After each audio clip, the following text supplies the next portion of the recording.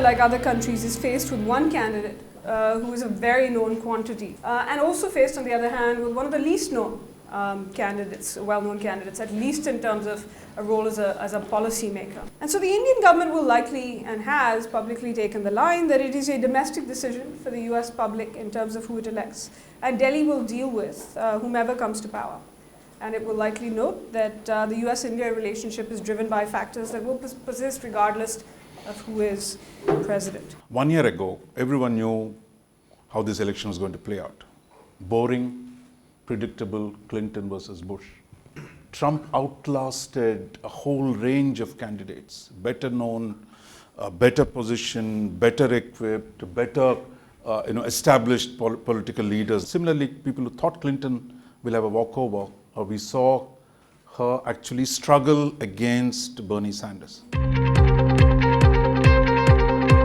With Secretary Clinton, there's likely to be much more continuity in terms of both the opportunities and challenges that lie ahead for the relationship, as well as in terms of India's role in the region.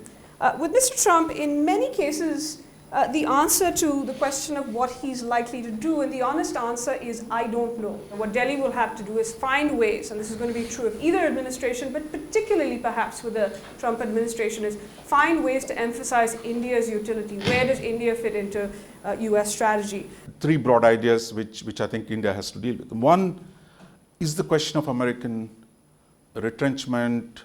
I mean, I don't want to use the word retreat or decline. That the idea that the US will fix the problems everywhere, that idea has lost support on both sides. The second is the broader question of Eurasian balance. The last part is on the question of technology. Assuming the Americans are on elegant or irreversible or relative decline of some kind, their reliance on technology is going to go up dramatically. Let's understand that the United States is by far the most important economic partner for India in the world. If you break down where American companies are investing, they're investing in exactly the growth areas of India: computers, software, pharmaceuticals, infrastructure, power. And then you have remittances. North America at least, has been either the second or first largest source of remittances to India. Right now, in the present global economy, the two bright spots on the emerging market side is India, and among the developing economies, it's America. So again, we're in a very great position, potentially, to absorb and get a large portion of that capital flow. And a lot of that would come out of the United States. Moody's is, as far as I know, the only institution that has attempted to actually model what would happen under President Trump. And the result is disaster, as you would expect. Is Trump's capital going to come outside to a region which is growing, and his politics going to really focus on the US? Both Clinton and Trump much more clearly have said TPP is a bad agreement.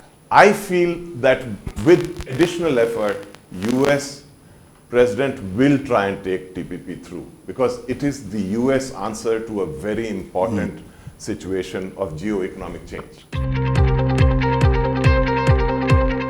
One is the members of TPP will have more market access. Investment will go to the TPP members. TPP has members which are developing countries, which compete with India. They will meet standards which, if we don't meet or the Chinese don't meet, they will tell the USA and Japan of the world, you better have the same standards in your entire market for all imports.